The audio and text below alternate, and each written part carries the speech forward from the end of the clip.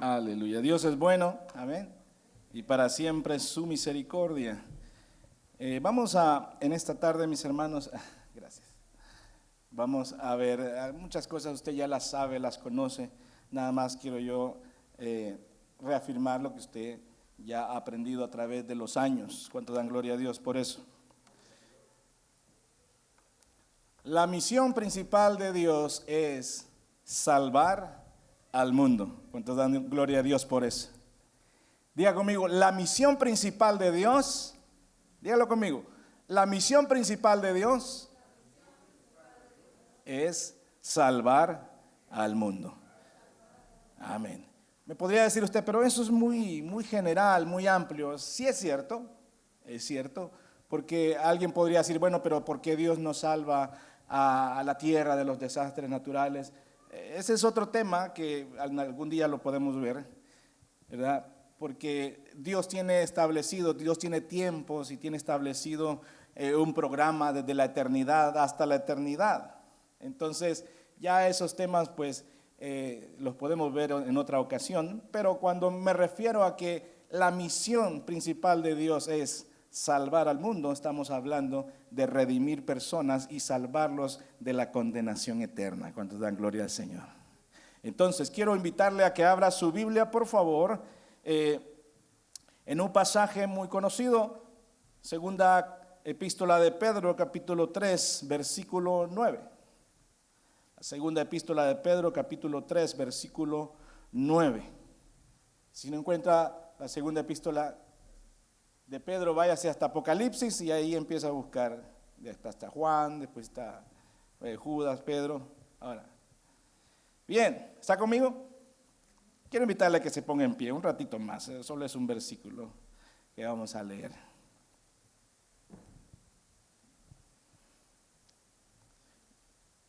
Quiero que repita conmigo la última parte o la parte B del texto. Dice, no queriendo, diga conmigo, no queriendo que ninguno perezca, sino que todos procedan al arrepentimiento. Una vez más, no queriendo que ninguno perezca, sino que todos procedan al arrepentimiento. Padre, en el nombre de Jesús, gracias en esta tarde por tu misericordia, por tu gran bondad, tu gran amor, Señor. Gracias por el pueblo que tienes en esta ciudad, en este lugar, en esta iglesia. Señor, gracias por la vida de tu siervo, Señor, el privilegio que me concede, oh Dios, de compartir tu palabra, Señor, privilegio honroso, Señor. Que tu Santo Espíritu, que tu buen Espíritu, Señor, añada más luz al texto de tu palabra para que podamos ver la bendición que hay para nosotros en este día, Señor. Recibe toda gloria en el nombre de Jesús. Amén. Puede tomar su lugar. La misión principal de Dios es... como que está un poco distraído. La misión principal de Dios es salvar al mundo. Y ya hemos visto en este texto con el cual nos vamos a introducir de que no queriendo, o sea, Dios tiene paciencia, dice amén. Dios tiene paciencia, es más, Él es el Dios de la paciencia. Entonces, tanta paciencia tiene Dios que está esperando que muchos el día de hoy se arrepientan de su vida pecaminosa y que procedan al arrepentimiento. Y esta palabra arrepentimiento, usted ya la ha escuchado alguna vez, y es la palabra metanoia. Y lo que quiere decir eso es que es algo así, mire, como que usted va para acá y luego toma la decisión de cambiar. Entonces es cambiar de rumbo, es cambiar de mentalidad, es transformarse o ir hacia una nueva vida. Eso es lo que nos está llamando la atención aquí la palabra. Dice, no queriendo que ninguno perezca, sino que todos procedan al arrepentimiento. ¿Cuántos dan gloria a Dios? Entonces, déjeme ir avanzando un poquito más. Mire, ahí está el texto, quería que lo leyera conmigo. No queriendo que ninguno perezca, sino que todos procedan al arrepentimiento. Y voy a ir rápido. A mí me gusta siempre hacer preguntas. Y le pregunto el día de hoy, ¿quiénes son los más grandes misioneros según la historia bíblica. ¿Quiénes son los más grandes misioneros según la historia bíblica? Usted ha leído su Biblia, ¿verdad? Y usted lo ha comprobado y se ha dado cuenta de que en la Biblia hay grandes misioneros. ¿Quiénes son? ¿Mande? Pablo, muy bien. Hizo varios viajes misioneros, 2. Y ya el tercero ya no lo pudo hacer. Pero aún desde la cárcel escribió todas las epístolas. Hay unas epístolas, bueno, no todas, pero hay unas que se llaman las epístolas de la cárcel, porque desde la cárcel las escribió. ¿No le parece interesante? Ahora, ¿quiénes son los más grandes? Lo que usted me ha dicho tiene razón. Pero los más grandes misioneros de la historia, según la Biblia, son el Padre, el Hijo y el Espíritu Santo. ¿Cuántos dan gloria a Dios? El Padre dijo, porque de tal manera amó Dios al mundo, que ha dado a su Hijo unigénito para que todo aquel que en él crea no se pierda, mas tenga la vida eterna. Y el Hijo, y esta es la vida eterna, que te conozcan a ti, el único Dios verdadero, y a Jesucristo, a quien has, ¿cómo dice? Enviado. Y el Espíritu Santo. Y cuando venga el Espíritu, o sea, cuando sea enviado, estaba diciendo el Señor Jesús, cuando sea enviado el Espíritu Santo, Él convencerá al mundo de pecado, de justicia y de juicio. Entonces, han habido en la historia grandes hombres de Dios, mujeres de Dios, llevando la palabra del Señor. Y son grandes, pero los más grandes son el Padre, el Hijo y el Espíritu Santo. ¿Cuánto dan gloria a Dios? Son los más grandes misioneros de la historia. Téngalo siempre en mente. Si alguien le pregunta, oye, ¿quiénes son los misioneros más grandes de la historia? El Padre, el Hijo y el Espíritu Santo. Y puede darle esos textos, porque aunque puedan haber otros también, pero estos concuerdan bastante bien. Hay otros, por supuesto, no son los únicos, ¿verdad? Entonces, vamos a comenzar. ¿Qué debemos entender por misión y misiones? Eso es importante, que cada uno de nosotros deba de entender ese concepto, qué es misión y qué son las misiones. ¿Alguna vez lo han enviado a usted a alguna misión? ¿De su trabajo? Sí, cuando lo envían de su trabajo hacia otro lado, esa es una misión. Entonces, entendamos lo que es misión y misiones. Misión es el propósito redentor de Dios para el mundo. Y las misiones es llevar el plan de redención para la humanidad. Entonces note que en ambas palabras aparece la palabra redención. En ambos conceptos aparece la palabra redentor y redención, que es lo mismo. Ahora, ¿de qué nos habla la palabra redentor y la palabra redención? ¿De qué nos habla? Esa palabra era utilizada, si usted se acuerda, cuando usted lee el Antiguo Testamento, encuentra mucho la palabra redimir. De ahí viene. Y redimir era básicamente, tenía varias aplicaciones, pero una de las aplicaciones era que cuando alguien estaba en la cárcel, había que pagar un precio para que esa persona saliera de la cárcel. Entonces, la redención está relacionada con la libertad. ¿Cuántos libres hay aquí? Amén. ¿Por qué? ¿Por qué somos libres? Porque Cristo nos ha libertado. Cristo nos ha redimido. Amén. Entonces, por su sacrificio en la cruz, hemos sido redimidos por la sangre de Cristo. Entonces, la misión y las misiones tiene que ver entonces con llevar la salvación de Cristo al mundo. ¿Cuántos dan gloria a Dios? Entonces debemos de entender por misión y misiones que misión es el propósito redentor de Dios para el mundo y misiones es llevar el plan de redención a la humanidad. ¿Cuántos dan gloria a Dios? Entonces, y misionero, pues ya, eso está sobreentendido. Misionero entonces es el que lleva el mensaje, es el que se le ha encomendado. Por eso decimos de que los más grandes misioneros según la historia bíblica son el Padre, el Hijo y el Espíritu Santo. Porque el Padre dijo, voy a enviar a mi Hijo.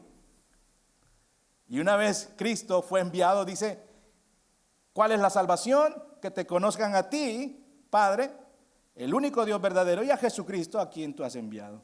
Y después el Señor Jesús está en la despedida con sus discípulos y les dice, les conviene que yo me vaya, les voy a enviar o va a venir el Consolador. Entonces Jesucristo, el Consolador o el Espíritu Santo está en lugar de Jesucristo en este tiempo.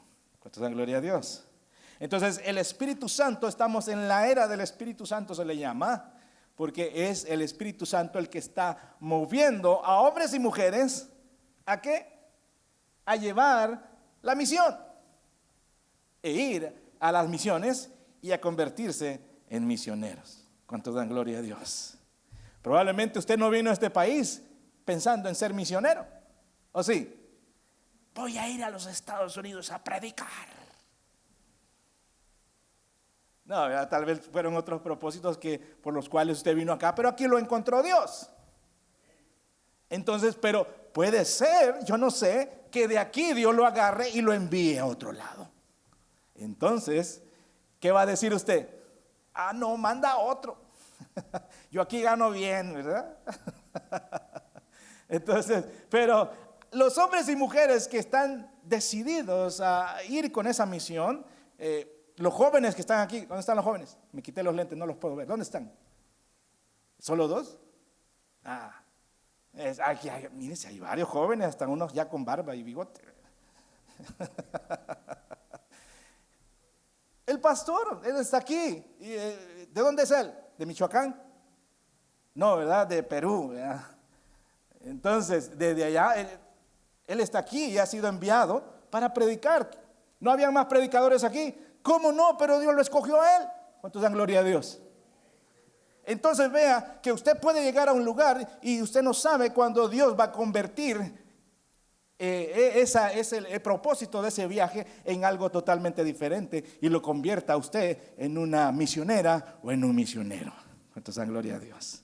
Es que estoy muy joven, dicen los jóvenes. Es que estoy muy viejito, dicen los viejitos. Perdón por la palabra viejito, usted me entiende, ¿verdad? Con respeto. Entonces, Dios, ¿cuál es la misión de Dios para el mundo?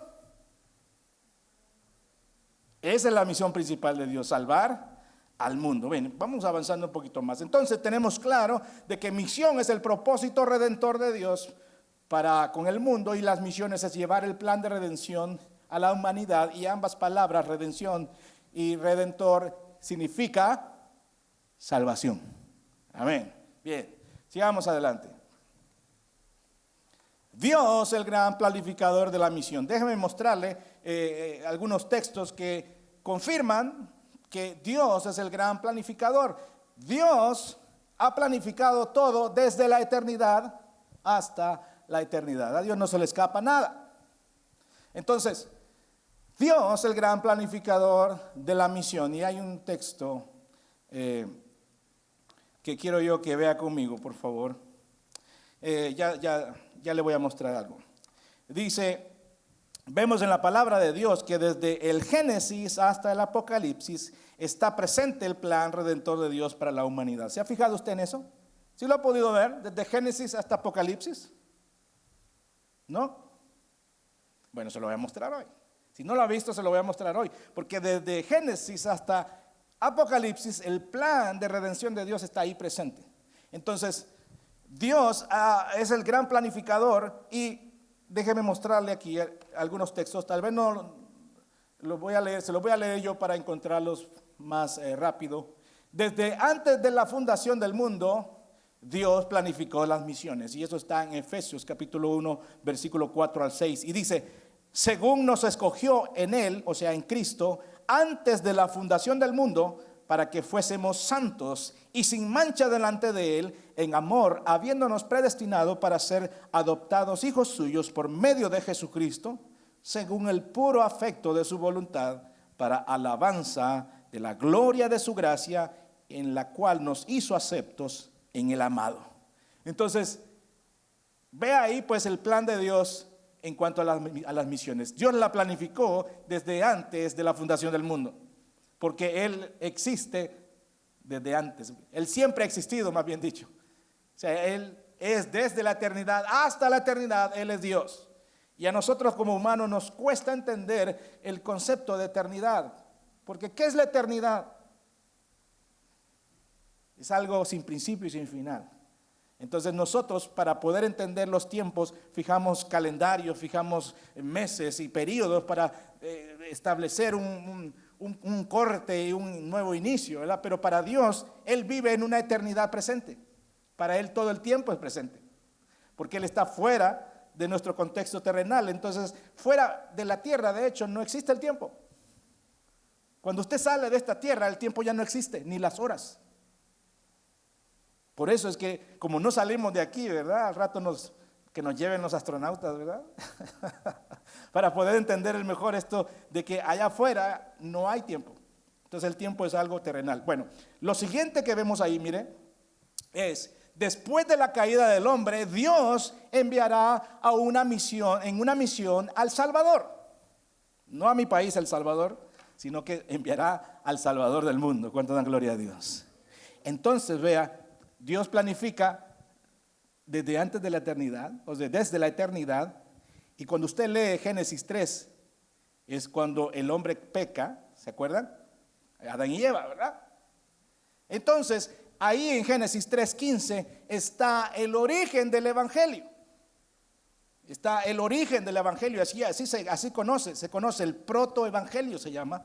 Entonces es la semilla del evangelio. Entonces, se lo leo.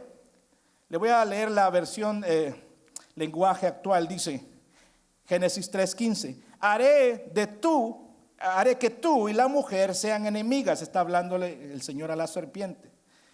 Haré que tú y la mujer sean enemigas. Pondré enemistad entre sus descendientes y los tuyos, y un hijo suyo te aplastará la cabeza y tú le morderás el talón.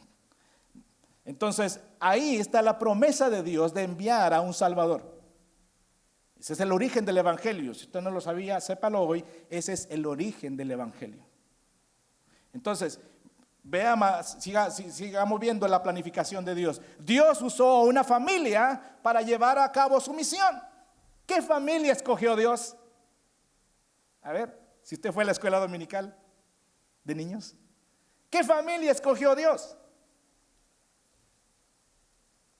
No lo escucho.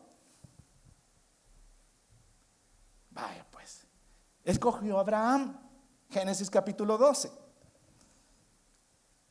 Pero Jehová había dicho a Abraham: vete de tu tierra y de tu parentela, de la casa de tu padre, a la tierra que te mostraré, y haré de ti una gran nación grande, y te bendeciré, y engrandeceré tu nombre, y serás bendición, y bendeciré a los que te bendijeren, y a los que te maldijeren maldeciré, y serán benditas en ti todas las familias de la tierra.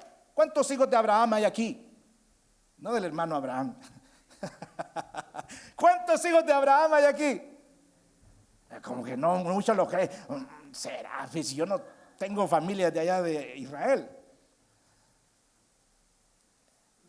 Cuando usted lee la epístola a los Efesios, se da cuenta de que el apóstol Pablo está enseñándole a los gentiles, o sea, a nosotros, de que somos hijos de Abraham. ¿Te dan gloria a Dios?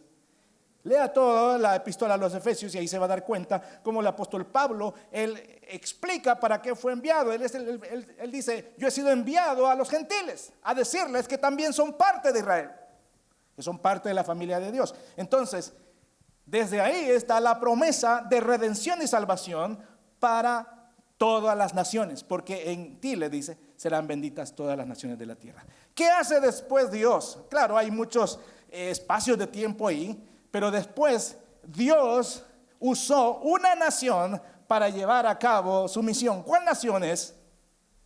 Israel. ¿Cuántos bendicen a Israel? Amén. Se me ha olvidado, no sé si es el Salmo 128. No me acuerdo si ese es, se me ha olvidado. No es el 128. Se me ha olvidado. Pero hay un salmo en donde habla que hay que pedir por la paz de Jerusalén. Pedir por la paz de Jerusalén. Sí, lo he escuchado. Hasta le pusieron música a eso. Entonces Dios usó a una nación para llevar su propósito. Y vea lo que dice Éxodo capítulo 19, versículos 5 y 6. Se lo leo para ir un poquito más rápido. Ahora pues, si diereis oído a mi voz, guardaréis mi pacto, vosotros seréis mi especial tesoro sobre todos los pueblos, porque mía es toda la tierra, y vosotros me seréis un reino de sacerdotes y gente santa. ¿Para qué? ¿Para qué Dios quería un reino de sacerdotes y gente santa? Bueno, para ministrar los misterios que habían en cuanto a la venida del Señor Jesucristo. Porque todo lo que sucedía en el tabernáculo de Moisés y luego todo lo que sucedía en el templo era sombra y figura de Cristo ya en el Nuevo Testamento. Entonces, si usted quería conocer a Dios, tenía que ir a Israel. Y en ese entonces le llamaban prosélitos a los que se volvían a la religión judía, o más bien a todo lo que Israel enseñaba, y de esa manera usted podía conocer a Dios.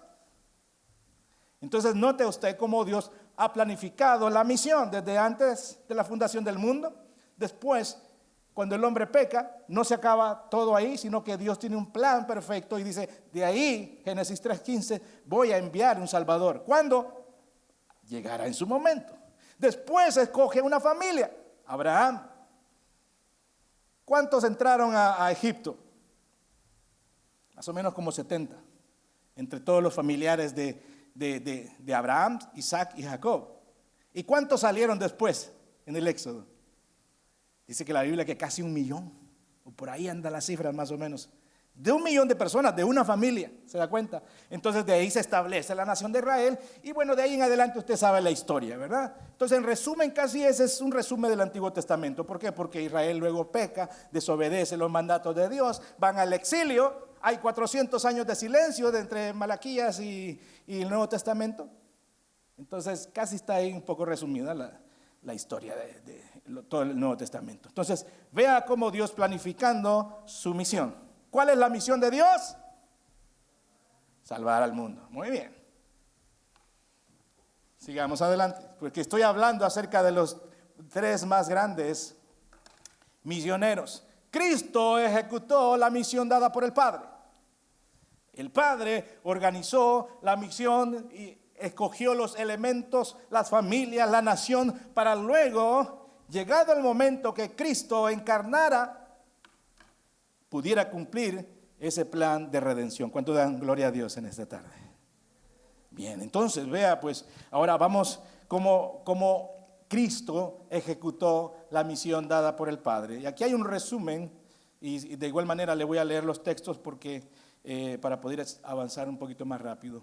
Cristo ejecutó la misión del Padre. ¿Cómo lo vimos? ¿O cómo nos dimos cuenta de eso? A través de su predicación y sus milagros. En cuanto a sus milagros, Marcos capítulo 1, versículo 14 al 15 dice, después que Juan fue encarcelado, Jesús vino a Galilea predicando el evangelio del reino de Dios y diciendo, el tiempo se ha cumplido, el reino de Dios se ha acercado, arrepentíos y creed en el evangelio. ¿Cuántos dan gloria a Dios? Entonces cuando Cristo comienza su ministerio, empieza predicando y dice, el reino de Dios se ha acercado. Y gloria a Dios por eso, porque hoy usted está aquí. Porque ese reino de Dios vino a la tierra y fue traído por nuestro Señor Jesucristo. En cuanto a sus milagros, Lucas capítulo 7, versículo 22, y respondiendo Jesús le dijo, id a hacer saber a Juan lo que habéis visto y oído. O sea, Juan estaba preguntando, oigan, le dijo a sus amigos, él estaba en la cárcel, ¿se acuerda? Entonces le dice, oigan, vayan a preguntarle a Jesús si es él o tenemos que esperar a otro. Si él es el Redentor o tenemos que esperar a alguien más. Entonces Jesús le dice a los mensajeros, respondiendo Jesús le dijo, id a hacer saber a Juan lo que habéis visto y oído.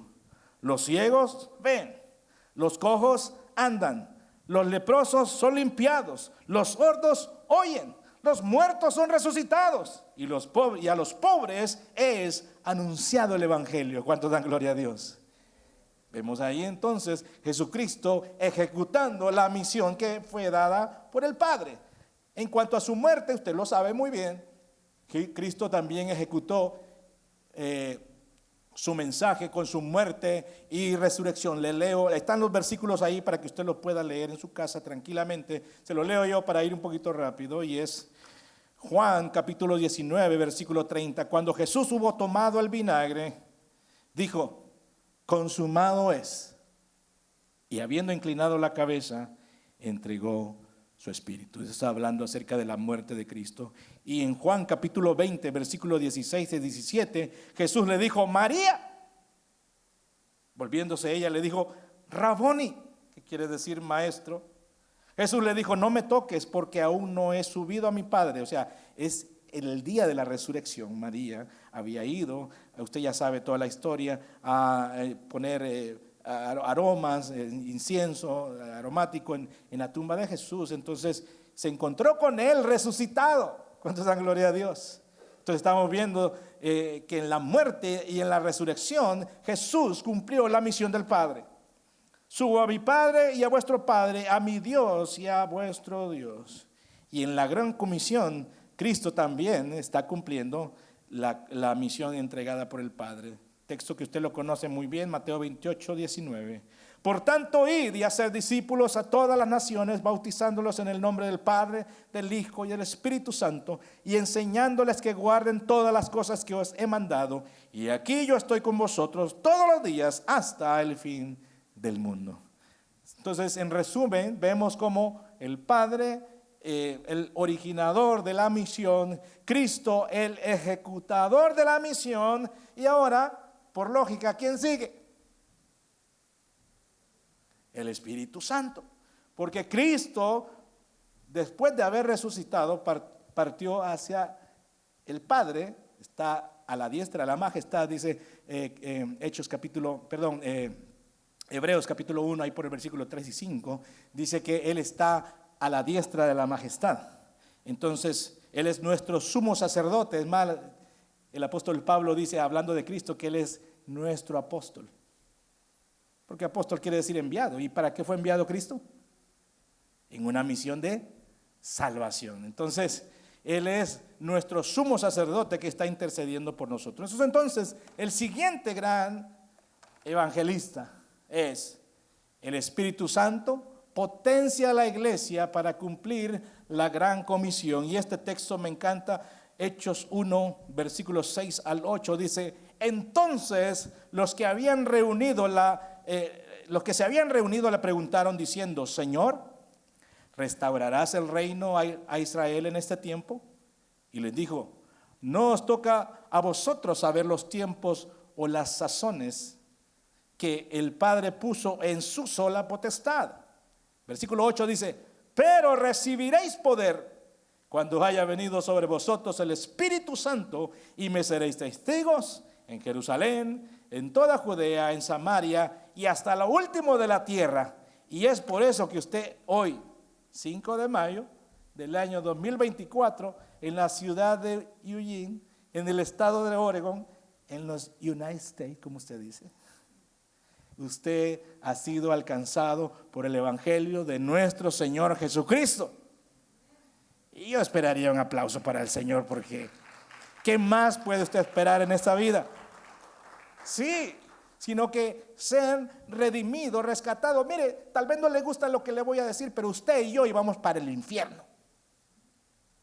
Ah, no, yo no, tal vez usted. Toda vida humana sin Cristo, ese es el camino. Pero se oye muy mal. Pues esa es la realidad. De hecho, cuando predicamos, no le diga a la gente, mire, venga el Señor y sus problemas se van a resolver. Esa no es la forma.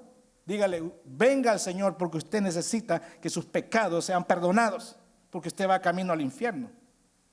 Y Dios le quiere salvar. Mire, venga y su matrimonio. Mire, sí, Cristo tiene solución y respuesta a todos los problemas de la vida humana, pero no va a venir la gente solo buscando solución a sus problemas. Lo que primero tiene que venir a la gente es aceptando su condición de pecador y que está excluido de la familia de Dios y que tiene que recibir a Cristo. Y Mateo capítulo 6, y no recuerdo ahí por el versículo 30 y algo, dice, buscad primeramente el reino de Dios y su justicia, y todas las cosas serán añadidas, ¿verdad? Entonces, cuando la gente a usted le predica y le dice, venga y sus problemas serán solucionados, y pasa un mes, pasan 2 meses, y dice, ay, me dijeron que el evangelio arreglaba los problemas, pero yo más tengo. así que me voy. Me mintieron. Bueno, el camino que se le abrió, pues no era el camino correcto, porque lo primero que tenemos que decirle a la gente es que está enemistada con Dios. Y que por medio de Jesucristo, esa relación se puede restaurar. ¿Cuántos dicen amén? Entonces, la próxima vez, no diga eso. O sea, puede decirlo claro, pero dígale, pero ¿sabes qué? Si tienes problemas, el Señor los puede reparar. Pero lo primero que tienes que hacer es ser perdonado tus pecados por el Señor. Y de ahí Dios irá ordenando tu vida y arreglando tus cosas. ¿Cuántos dan gloria a Dios? Esa es la manera como debemos de presentar al Evangelio. Porque si no la gente dice, ay, me van a solucionar los problemas. No tengo dinero, ahí me van a dar dinero. Entonces no es así, no es así. Ahora, el Espíritu Santo potencia a la iglesia para cumplir la misión. Número 3 ya. Déjame decirle esto. En el Antiguo Testamento la forma de dar a conocer al mundo todo acerca de Dios era por medio del sistema de adoración, primero en el tabernáculo y después en el templo. Como le dije al principio, si usted quería conocer a Dios en el tiempo del Antiguo Testamento, ¿qué tenía que hacer? Tenía que ir a Israel y ver cómo se hacía todo este asunto, el tema de la adoración. Los sacrificios eran adoración a Dios. Entonces, ¿cómo conocía el mundo acerca de Dios? Yendo a Jerusalén, viendo cómo funcionaba todo en el tabernáculo. No lo dejaban entrar, ¿verdad? Tenga también en cuenta eso, pero ahí le podían explicar hasta que usted se convertía, entonces podía participar de todo lo que la adoración implicaba. Entonces, ¿pero qué resulta hoy? Muchos siglos después, cuando el Espíritu Santo viene y empieza a empoderar la iglesia del Señor, entonces, pero con la venida de Cristo a la tierra y luego de haber partido la presencia de Dios y haber dejado activo el Espíritu Santo, y oiga, en vez de venir las naciones a Jerusalén a buscar a Dios, ahora por medio de la iglesia misionera, ¿cuántos dicen gloria a Dios? Por medio de la iglesia misionera, la cual está llena del Espíritu, la iglesia debería de ir a las naciones y conducirlas a Dios. ¿Cuántos dan gloria al Señor? Antes, el que tenía sed de Dios o quería saber más de Dios iba a Jerusalén. Pero ahora no es necesario, porque ahora la iglesia llena del poder del Espíritu Santo va a las naciones. Entonces dijo el Señor, como no quieren venir, entonces yo voy a ir a ellos. ¿Y cómo lo vas a hacer, Señor? Vamos a mandar a la iglesia. Allá en Eugene tengo una iglesia fiel. Nadie dijo amén. Allá en Eugene tengo una iglesia fiel. Vaya. Entonces a ellos voy a utilizar para que lleven el mensaje. ¿Y cómo, Señor? Pues ya vamos a ver. A ver quién se anota. Entonces el día de hoy usted está aquí porque alguien un día le predicó la palabra del Señor. Amén. Y esa predicación trajo libertad a su vida. Si no, a saber dónde estaría. Es más, ni vivo estaría quizás. Ni yo tampoco. Pero por la predicación del Evangelio, el Señor ha alargado sus días de vida. Y mire qué hermosa y qué hermoso se ven. Ve al que tiene ahí a la par. Dígale, qué hermoso te ves, o qué hermosa te ves. Vamos, dígaselo. Sí, claro que sí. Claro que sí, porque el Señor hermosea el rostro. ¿Verdad? Hoy tal vez, antes las hermanas, ¿verdad? Quizás usaban muchas cosas en su carita, ¿verdad? Hoy tal vez ya no, ¿verdad? Al natural, ¿verdad?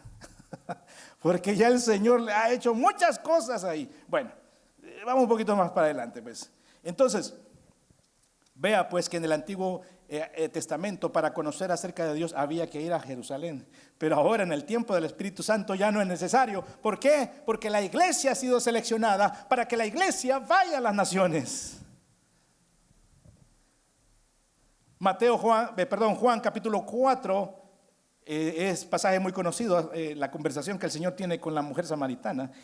Jesús le dijo a la mujer, créeme que la hora viene cuando ni en este monte ni en Jerusalén adoraréis al Padre. Había una conversación ahí de la mujer samaritana con Jesús en cuanto a la adoración, porque la cosa se puso incómoda cuando él le dijo, 5, ¿cuánto le dijo? 5 maridos has tenido y el que tienes ahora no es tuyo. Señor, hablemos de la adoración, ¿qué te parece? Sí. Entonces la mujer samaritana le está diciendo acerca del monte Gerizim, que en el principio Dios había establecido ahí el lugar de adoración. Entonces había una gran diferencia en cuanto a la educación de un israelita y un samaritano, porque los samaritanos solamente estudiaban el Pentateuco. Entonces la visión de Dios era muy limitada. En cambio, una mujer israelita o un niño israelita se leía todas las escrituras. Y cuando hablamos de las escrituras, ¿de qué estamos hablando? ¿De cuántos libros?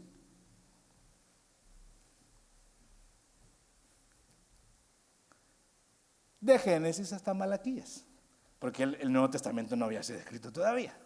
Entonces, esa era la gran diferencia y el Señor le dice a la mujer, pues está muy equivocada, ¿sabes, mujer? Va a venir un día que ni en el monte Gerizim ni en Jerusalén se adorará al Padre. ¿Por qué? Porque viene la hora y ahora es de que los verdaderos adoradores adorarán al Padre en espíritu y en verdad. Eso quiere decir que ya no era necesario ir a Jerusalén porque la iglesia iba a ser llena del poder y podía ir y predicar el evangelio a donde fuese necesario. Y más, era necesario ir todo el mundo.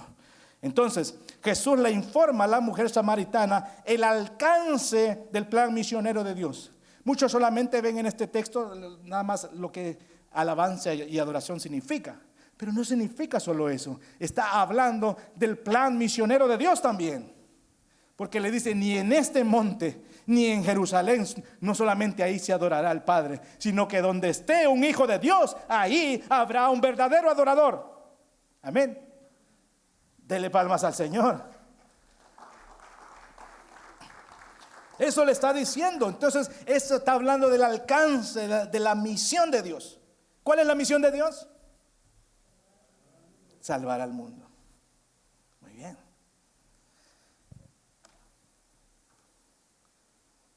Ese es el tabernáculo de Moisés, ¿se acuerda? ¿Qué es lo que hay ahí? Bueno, está el altar de bronce, está la fuente de bronce, está el lugar santo, que en él está la mesa de los panes, el candelabro o candelero de oro, y está el altar del incienso. ¿Qué sucedía ahí? Bueno, rápidamente, en el altar de bronce, ahí se sacrificaba la ofrenda, ahí se quemaba la ofrenda. Luego, en la fuente de bronce, ¿qué es lo que sucedía ahí? El sacerdote se lavaba las manos después de ministrar, o antes de ministrar, se lavaba las manos y se lavaba los pies. Eso está hablando de que el sacerdote tenía que vivir una vida santa en cuanto a su hacer y en cuanto a su caminar. Después, en el lugar santo, ¿qué había? El candelero, que es símbolo y figura del Espíritu Santo. ¿Por qué? Porque tiene aceite. Y esa llama nunca debía de apagarse, tenía que estar encendida de día y de noche. El Espíritu Santo no se puede apagar en su vida. Tiene que estar esa luz siempre encendida. Estaban los 12 panes de la proposición, que era un pan por cada una de las tribus de Israel. Y el pan significaba la palabra de Dios. Y el altar del incienso, vemos también en Apocalipsis que nos explica, dice que son las oraciones, las peticiones y la alabanza de los santos. Entonces, ¿qué había en el lugar santísimo? Había Espíritu Santo, había palabra, había alabanza y adoración y oración al Señor. ¿Cuánto dan gloria a Dios? Y luego en el lugar santísimo estaba el arca del pacto, la cual tenía la tabla de Moisés, la vara de Aarón que reverdeció y el maná. Pero también estaba ahí el propiciatorio. Era un depósito de oro en donde se depositaba la sangre. Había unos querubines en esta posición adorando, y el sumo sacerdote una vez al año ponía su mano ahí de la sangre del sacrificio y simbólicamente rociaba a toda Israel diciendo: tus pecados te han sido perdonados. Esa era la forma de conocer a Dios en el Antiguo Testamento a través del tabernáculo de Moisés. Jesús le dijo, mujer, a la samaritana, créeme que la hora viene cuando ni en este monte ni en Jerusalén adoraréis al Padre, mas la hora viene y ahora es.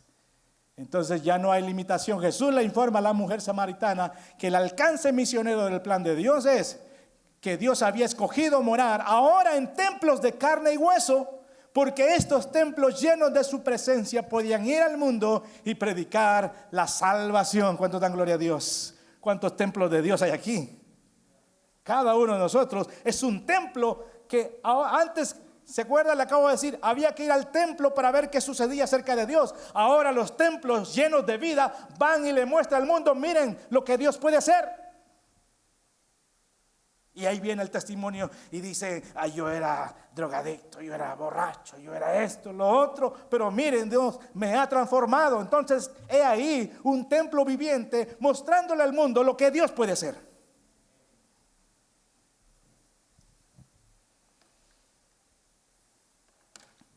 Con su venida, el Espíritu Santo, ¿qué es lo que hizo? El Espíritu Santo revistió de poder a los creyentes.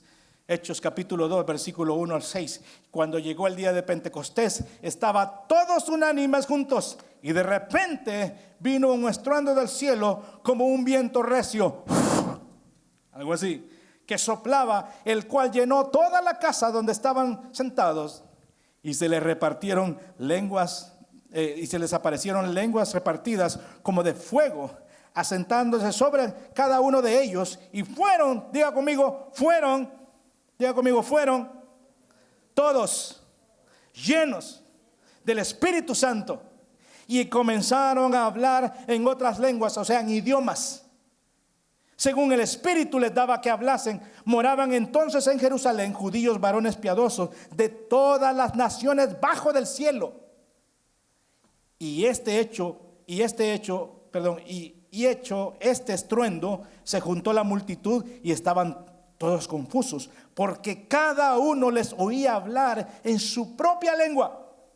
Entonces, cuando el Espíritu Santo llegó, el hablar en lenguas ahí fue hablar en otros idiomas, porque usted acaba de leer, o le acabo de leer, de que había muchos de diferentes naciones y cada uno lo pudo escuchar en su propia lengua, en su propio idioma. Entonces es ahí donde la iglesia recibe el poder y empieza la iglesia a predicar. Los apóstoles decían, no podemos callar lo que hemos visto y oído. ¿Se acuerda que eso le dijo Jesús a los mensajeros de Juan? Diles lo que han visto y que han oído. Entonces los apóstoles decían, no podemos callar lo que hemos visto y oído. Es ahí como se da la apertura a la venida del Espíritu Santo a todos los creyentes, que a partir de ahí empezaron a entregar su vida a Cristo. Luego revistió de poder a los creyentes. Dice, ya se lo leí. Número 2, el Espíritu Santo les dio valentía para testificar y predicar el Evangelio. Hechos 4, 18 al 20 dice, y llamándoles, o sea, las autoridades religiosas, llamando a Pedro y Juan, les intimaron, o sea, les hicieron saber que de ninguna manera hablasen ni enseñasen en el nombre de Jesús. Mas Pedro y Juan respondiendo dijeron, juzgad si esto es justo delante de Dios y obedeced a vosotros antes que a Dios, porque no podemos dejar de oír lo que hemos visto y oído. ¿Cuántos dan gloria a Dios? La iglesia no puede dejar de hablar de Dios, de hablar de Jesús. No puede, porque para eso ha sido escogida. Israel fue escogido para mostrarle al mundo cómo una nación vive bajo la administración de Dios, pero Israel falló. Ahora la iglesia, llena del poder del Espíritu Santo, está comisionada para ir a las naciones y predicar y decirle, miren, esto es lo que Dios hace, esto es lo que Dios transforma. Y el día que usted vaya a dar testimonio, si quiere, lleve una foto suya, ¿verdad? De esa cuando estaba así, fumando, si es que fumaba, ¿verdad? Así. Y dígale, mire, este era yo antes y míreme ahora. Una vida transformada por el poder del Evangelio de nuestro Señor Jesucristo. Dele ofrenda de palmas al Señor. Y número 3, El Espíritu Santo vino a vivir permanentemente en los creyentes. Primera de Corintios 6, del 19 al 20 dice: ¿O ignoráis que vuestros cuerpos es templo del Espíritu Santo, el cual está en vosotros, el cual tenéis de Dios, y que no sois vuestros? Claro, allá había un contexto bastante oscuro en cuanto el apóstol Pablo les habla a los corintios, pero la verdad que está diciendo es que ahora, ¿qué sucedía en el antiguo pacto? Había fuego, ¿verdad? ¿Se acuerda? Le dije yo que en el lugar santísimo, en el lugar santo había fuego, en el candelero, que era figura del Espíritu Santo. Ahora, ¿dónde está ese fuego? Ahora, ¿dónde está esa llama? En cada uno de los creyentes en Cristo. Y ahora por eso es que usted, la iglesia, es luz al mundo, porque tiene el fuego de Dios, tiene esa luz de Dios, que tiene el Espíritu Santo que alumbra en medio de la oscuridad. El salmista en el capítulo 68 de los Salmos, si no me recuerdo, dice: en tu luz veremos la luz. En tu luz veremos la luz. Y nadie puede ver en la oscuridad. Y usted, el día de hoy, usted y yo podemos ver, porque la luz de Dios nos ha alumbrado el camino. ¿Cuántos dicen amén? En el Salmo 119, hay un versículo que dice: lámpara es a mis pies tu palabra y lumbrera a mi camino. Por eso el salmista dijo: en tu luz veremos la luz. Y entonces el pueblo de Dios es luz a las naciones. Y ya voy a terminar. La obra misionera en el mundo actual. Ya casi voy terminando. En el día de Pentecostés se marcó el inicio de la recolección de la gran cosecha espiritual. ¿Sabía usted que se celebraba en el día de Pentecostés? Bueno, si no lo sabía o no se acuerda, lo que sucedía es que 50, o pente quiere decir 50 en hebreo. Entonces, cuando terminaba la Pascua, contaban 50 días. Y entonces a esos 50 días celebraban la fiesta del Pentecostés. O sea, la fiesta de las primicias, la fiesta de las primeras cosechas. Eso es lo que sucedía en Pentecostés. Y es ahí donde Dios manifestó su santa presencia en los 120 que estaban reunidos. Entonces, con eso en mente, en el día de Pentecostés se marcó el inicio de la recolección de la gran cosecha espiritual. Oiga esto: Dios inauguró una nueva cosecha, ya no de granos, sino de vidas transformadas. Ahora la fiesta de la cosecha era de almas redimidas y salvas por gracias. ¿Cuántos dan gloria a Dios? Vea entonces cómo Dios ha venido trabajando su plan misionero. Y estamos en la época del Espíritu Santo, en donde el Espíritu Santo le da poder a la iglesia para que vaya y predique. ¿Y a quiénes ha escogido Dios? ¿A quiénes ha escogido Dios? A la iglesia. No tenga miedo. Diga: a la iglesia. Eso así. En esta era, en la era del Espíritu Santo, es la iglesia el instrumento con el que Dios lleva a cabo su propósito salvador. ¿Cuál es el propósito de Dios? Salvar al mundo. Entonces, todos los miembros de una congregación debemos de tener la misma visión y misión: hacer iglesia. Esto significa que todo lo que se haga debe servir al propósito para el cual la iglesia ha sido llamada, la cual es anunciar el evangelio. Ahora, ¿cuál es el lema del año? ¿Cuál es el lema de la iglesia para este año? ¿Cuál era el del año pasado? ¿Se acuerda? Para que el mundo conozca. ¿Y cuál es el lema para este año? Es ser y hacer discípulos. Esto significa que todas las actividades que se realicen o que se lleven a cabo tienen como objetivo ser y hacer discípulos. No, pero es que ya todos somos discípulos. Puede ser que no. Entonces yo necesito ser discípulo, usted necesita ser discípulo, y los que no conocen a Cristo con más razón necesitan ser discípulos. ¿Cuánto dan gloria a Dios? Entonces, por favor, esto téngalo en mente, que en el lema para este año, el pastor ya lo dijo en otras ocasiones, es ser y hacer discípulos. Entonces, todo lo que la iglesia haga en este año es con ese objetivo: ser y hacer discípulos. No se me duerma, ya casi termino. La participación en las misiones ¿Es una opción para la iglesia? Pregunto. ¿Es una opción? No, no lo es. Porque el Señor Jesucristo lo ordenó, Mateo 28, 19. Id y haced discípulos. Y da la fórmula, da la estrategia.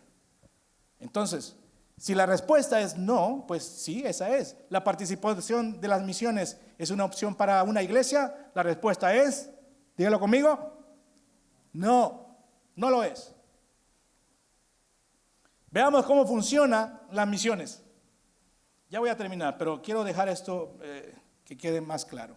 Ya vimos cómo el Padre desde la eternidad planificó la misión. Ya vimos cómo Cristo ejecutó la misión. Ya vimos cómo el poder del Espíritu Santo está activo el día de hoy para que la iglesia cumpla su objetivo. Pero veamos esta gráfica. Hay una iglesia. Ahí está. ¿Qué hace la iglesia? La iglesia organiza un plan. Lo siguiente, después que ya tiene el plan, ¿qué es lo que hace la iglesia? La iglesia envía misioneros. Te dan gloria a Dios. ¿Y qué sucede después? Bueno, los misioneros van a diferentes regiones del mundo. ¿Y qué sucede con la predicación? Hay vidas transformadas por el evangelio. ¿Cuántos dan gloria a Dios? Denle una ofrenda de palmas al Señor. Ahora, le pregunto a usted, ¿qué de malo está eso? ¿Hay algo malo ahí? ¿Hay algo malo ahí? ¿Hay algo que hace falta ahí? No, pero es que hay una iglesia, hay un plan, hay gente que va a predicar a las naciones, la gente se convierte, gloria a Dios, no hay nada malo ahí. Hay algo malo ahí. Más bien, no malo, sino que hay algo que hace falta ahí. ¿Qué es lo que hace falta? ¿Obreros? ¿Qué es lo que hace falta ahí? ¿Dinero? Sí, siempre se necesita para las misiones. Lo que hace falta ahí es una iglesia. En ese modelo que le acabo de mostrar, hay una iglesia que tiene un plan, hay una iglesia que tiene misioneros, hay misioneros que van al mundo, hay gente que se convierte, pero sin iglesia, ¿qué hace esa gente? ¿A dónde va a ir esa gente? No los podemos dejar abandonados. Entonces, el movimiento cristiano requiere algo más que individuos fuertes, comprometidos con la obra. Los creyentes necesitan reunirse en comunidades de fe. Y oiga esto, por favor, óigalo muy bien, no se distraiga. La tarea misionera será incompleta si se abandona antes de que una iglesia esté establecida. Pero es que ya mandamos misioneros, es que ya gente se convirtió, ¿y qué más quiere? Hay que fundar una nueva iglesia. Ahora, yo le pregunto, ¿esta iglesia tiene capacidad? ¿El ministerio hispano tiene capacidad para fundar iglesias? Solo el pastor dijo amén, ¿y los demás? Pregunto otra vez, ¿esta iglesia, el ministerio hispano, tiene capacidad para fundar otra iglesia? Sí, porque está el poder de Dios con nosotros, el Espíritu Santo. Entonces vea que no solamente es que haya un plan, no solamente es que hayan misioneros, no solamente que vayan, no solamente es que la gente se convierta, hay que terminar la obra y esa obra se termina colocando una iglesia en ese lugar. Entonces, lo que hacía falta ahí era esto, miren. La meta es establecer una iglesia nueva en cada región del mundo. ¿Por qué? Porque entonces cuando fundamos una iglesia, los nuevos creyentes se preparan para el evangelismo local. Los nuevos creyentes son discipulados y bautizados. Y es así que los nuevos creyentes se incorporan a la iglesia y se preparan para seguir evangelizando al mundo. ¿Cuántos dan gloria a Dios?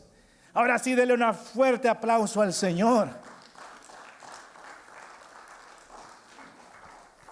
Porque la tarea no está completa si no se funda una iglesia. Y esta iglesia tiene la capacidad de fundar otra. No, pero es que somos poquitos. Mire, cuando usted lee el Antiguo Testamento, las grandes obras de Dios fueron hechas con pocos. Iba Gedeón a pelear, llevaba miles. Y al final, ¿con cuántos hizo la guerra? con 300. Llevaba como 30,000. Ahora, no diga usted, es que somos poquitos. Ahí es donde Dios más se glorifica. Porque nos demuestra de que no es la cantidad, sino que la gente que está dispuesta para hacer la obra de Dios.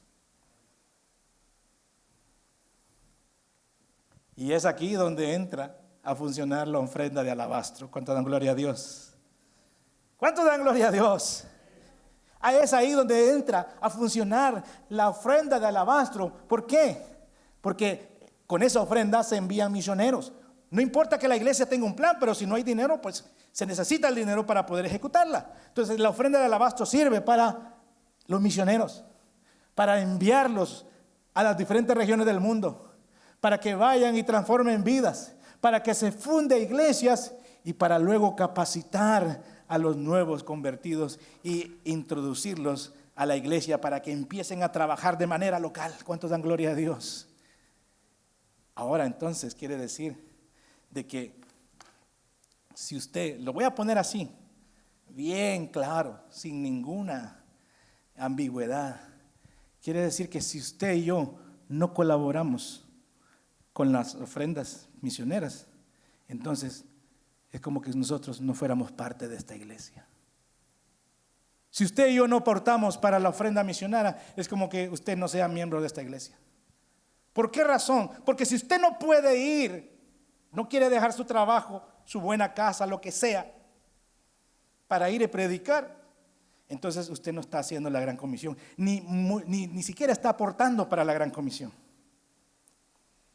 Y hoy, esta semana, cuando el pastor me dijo que predicara de las misiones, me gustó mucho el tema. Y de repente, algo de misionero tenemos, fíjese, porque del Salvador nos llevaron para Texas. Ahí estuvimos predicando, trabajando. De Texas nos llevaron para California. Ahí estuvimos predicando. ¿Y ahora dónde estoy? Estoy aquí en Oregon, predicando, gloria a Dios. Así que de alguna manera por eso mi familia ha andado de un lado para otro. Estando allá en Texas estuve predicando en Maryland. Me enviaban para Missouri, estuve un tiempo allá. Entonces de alguna manera he andado por ahí como misionero, ¿verdad? Pero ya estoy viejito, ya necesito un lugar donde establecerme. Bueno, pero lo que le quiero decir es que si usted y yo no aportamos para el fondo de las misiones, es como que si no fuéramos miembros de esta iglesia. Entonces dicen amén. Sí, es la realidad. Ya vimos que la iglesia ha sido encomendada esta tarea de ir y predicar, y si no puede ir, entonces colabore. ¿Cuántos dan gloria a Dios? Colaboremos para que este fondo misionero llegue a todas esas partes, ¿verdad? Porque otra cosa, si usted no aporta, es como que le tenga desconfianza al pastor o le tenga desconfianza a la iglesia. ¿Y qué hacen ese dinero? Yo nunca he visto nada. Y a veces los que no dan nada son los que más reniegan por dar. Aquí no, allá en Rusia, es allá en Rusia. Entonces, hermanos, ya voy a terminar antes que me bajen. Ya voy a terminar. La ofrenda del alabastro, por medio de las misiones y el evangelismo, la comunidad cristiana se expande y crece en la sociedad, y el objetivo del evangelismo es la reproducción y multiplicación de los discípulos. ¿Cuál es el lema de la iglesia para este año? Ser y hacer discípulos. ¿Cuál es el plan de Dios? Salvar al mundo. ¿Y cómo vamos a lograr eso? Si no hay discipulado, si no hay quien vaya, si no hay quien predique. Estaba leyendo el pastor en Romanos capítulo 10, ¿verdad? ¿Cómo invocarán a aquel que no han oído? ¿Y cómo irán si nadie les predica? ¿Y cómo creerán? Hermosos son los pies de los que anuncian la paz, las buenas nuevas de nuestro Señor Jesucristo. Entonces, vea pues que cómo esta ofrenda de alabastro es distribuida. Y déjeme dejarle aquí para terminar un poquito de mi país. Esta es una actividad de jóvenes allá en El Salvador. Jóvenes nazarenos en el evangelismo urbano en San Salvador. Eso es en San Salvador. esos globos, fíjese que los jóvenes se reunieron y lo que hicieron fueron a las calles y empezaron a preguntarle, mire, ¿tiene usted alguna necesidad? Sí, quiero que oren por esto, por esto, por esto. Y lo anotaban en un papel. Y después recogieron todas esas peticiones de oración y las pusieron en ese globo y las dejaron ir al cielo, simbolizando que todas las peticiones ahora estaban delante de Dios para que Dios les diera respuesta. Qué bonito, ¿no le parece? Estuvieron ahí con pancartas, estuvieron haciendo música, ahí están los músicos, estuvieron haciendo teatro en las calles y ahí tienen una foto donde tal vez no están todos, pero eran como alrededor de 180 jóvenes del distrito de la zona central del país. A ver cuando los jóvenes hacemos algo. Oiga, hacemos, le dije, hacemos algo así, de llevar la música allá a la calle también. ¿Sabe que cuando yo comencé como músico andaba en los parques tocando música, en los eventos evangelísticos? Ya después ya me quedé dentro de la iglesia, pero así comencé el ministerio, haciendo música en las calles, evangelizando. Y la gente llegaba y escuchaba la predicación, y llegaba por lo menos por la curiosidad, ¿y qué están tocando? ¿Y qué están cantando? Y luego se les predicaba en ese momento. También, mire, nazarenos en El Salvador benefician de múltiples maneras a cientos de necesitados. Hubo varios huracanes allá en el 2019 y se recogió alimentos. También se llevó ayuda médica para el tiempo del COVID. No solamente las iglesias nazarenas, sino que fueron como 450 familias las que se les llevó alimento. ¿Cuántos dan gloria a Dios? Entonces, todo esto de la caja de alabastro, todo esto, la ofrenda de alabastro sirve para poder financiar misiones, poder financiar actos de esta manera. Así que hoy es un buen día para que podamos colaborar. Dice amén. Ya voy a terminar, ya, al fin, ¿verdad? Conclusión. ¿Cuál es la misión de Dios? Usted va a salir de aquí. La misión de Dios es salvar al mundo. Y vamos a salvar al mundo. ¿Amén? Salvar al mundo.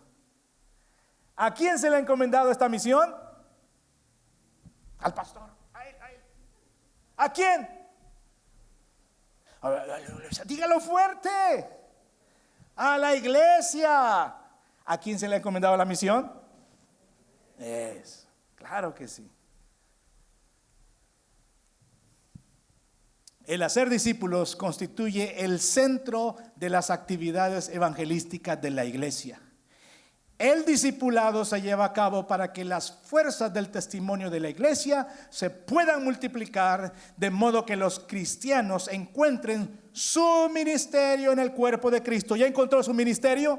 ¿Ya encontró qué hacer en la iglesia? Si no está haciendo nada, es porque usted no tiene ministerio. Usted debe de encontrar su ministerio. Ministerio de niños, ministerio de jóvenes, ministerio de matrimonios, ministerio de mujeres, ministerio de hombres, ministerio de alabanza.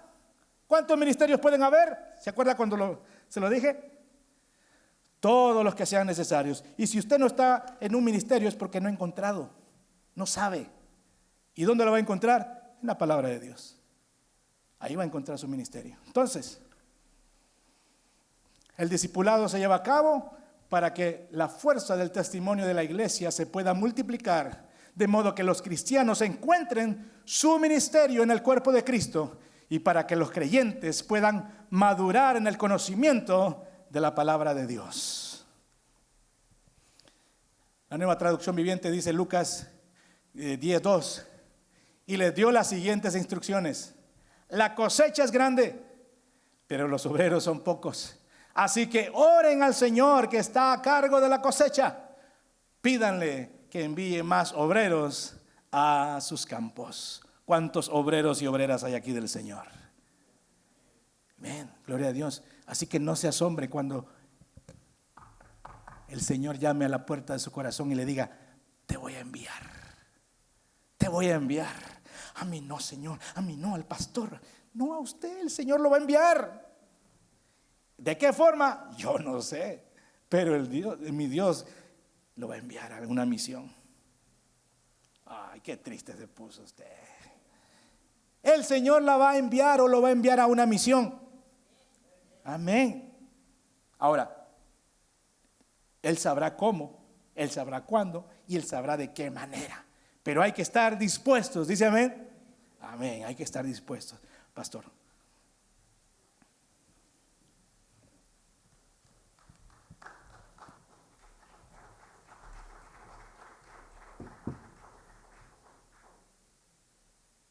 Gloria al Señor, amén. Gracias, pastor, por este tiempo. Y es un tiempo, hermanos, de que, como dijo el pastor, todos somos misioneros, amén. Todos tenemos un tiempo. Tengo un primo que vive en Florida y él siempre me está llamando, a veces me dice, ¿qué haces en Eugene? Vente por acá. Acá también están las misiones, aquí también está. Tú puedes levantar una iglesia, podemos estar más cerca en familia, podemos compartir, hasta me puedes predicar del evangelio porque todavía no lo conozco, pero vente, aquí está mejor. ¿Saben una cosa? Como dijo el siervo, Dios nos ha puesto en el lugar donde debemos estar hasta cuando Dios nos diga hasta aquí llegaste. Y esto es lo que el Señor quiere para nosotros. Todos en parte somos misioneros. Y tú no eres la casualidad que estás aquí. Estás en este país porque Dios te trajo con un propósito. No solamente para hacer dinero, no solamente para tener un bienestar familiar, sino para darle la gloria al Señor con lo que el de Dios te ha provisto también. Y este es el tiempo. Y es verdad, hermanos. Nosotros tenemos que hacer la misión. Nadie lo puede hacer, pero dirigidos por el Espíritu Santo. Doy gracias a Dios por este tiempo y lo vamos a hacer nosotros porque creemos que el Señor es el que maneja las cosas, el que usa a sus siervos, usa los medios para que el Señor, para que su obra se extienda en estos tiempos tan difíciles. Miren, me gustaría que la iglesia esté llena y que todos estuviéramos aquí para aportar, pero Dios ha traído los que deben estar aquí. ¿Cuánto dicen amén?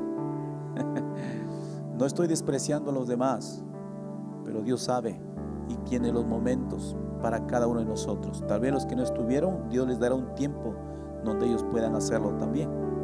Pero hoy es el tiempo que te ha tocado que tú estés aquí y podamos darle con amor para que el ministerio siga creciendo. Es verdad. En mi sueño y en mi deseo, en mi corazón, cada vez que le pido a Dios, y es mi anhelo, doy gracias a Dios porque llegamos a tener este ministerio, ¿verdad?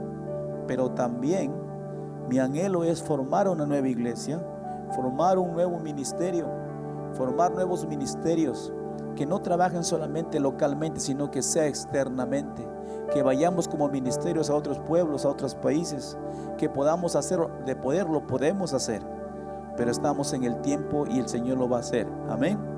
El deseo es formar nuevas iglesias, aunque no nos vayamos hasta otros países lejos, pero aún con nuestro aporte podamos formar. ¿Saben una cosa, hermanos? Que lo que ganamos en este país alcanza mucho para otros países. Pero somos capaces, no somos capaces ni siquiera de hacer eso. Todo lo invertimos en nosotros. Entonces necesitamos ser misioneros desde ahora y con lo que el Señor nos ha bendecido, compartir a otros, porque ese dólar que vamos a dar en el África, con ese dólar se da de comer a 5 niños, con ese dólar.